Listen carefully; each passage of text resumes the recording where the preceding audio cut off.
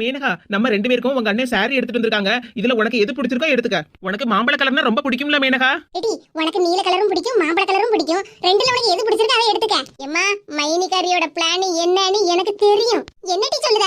எம்மா, மைனிக்கும் மாம்பழ கலர் சாரினா ரொம்ப பிடிக்கும். அண்ணனும் அது தெரிஞ்சுதான் எடுத்துட்டு வந்திருக்கான். இந்த மாம்பழ கலர் சாரி தான் நீல கலர் சாரியை விட விலை அதிகமா இருக்கும். எப்படியும் சம்மந்திகாரி நம்ம கையில உள்ள சேலையை தான் வாங்குவா. அதனால விலை குறைவா உள்ளதை நம்ம வச்சுக்கிட்டு விலை அதிகமா உள்ளதை சம்மந்திகாரிட்ட கொடுத்துடலாம்னு நினைச்சிருப்பாவம்மா.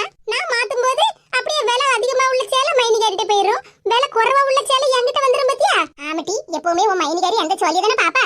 இப்ப பாருமா என் புத்திசாலித்தனத்தை. மைனி, நீங்க சொன்ன மாதிரி எனக்கு மாம்பழ கலர் பட்டு தான் எனக்கு பிடிக்கும். நான் இதையே வச்சுக்கிடுவேன். சரி மேனகா. பாத்தியாமா மைனிக்கு மூஞ்சி மாறினத? கூறுகட்ட குக்கர், நீ இப்படி எல்லாம் பண்ணுவேன்னு தெரிஞ்சுதான் விலை அதிகமா உள்ள பட்டு சாரியை நான் வச்சுக்கிட்டு விலை குறைவா உள்ள பட்டு சாரியை உன் கையில கொடுத்தேன்.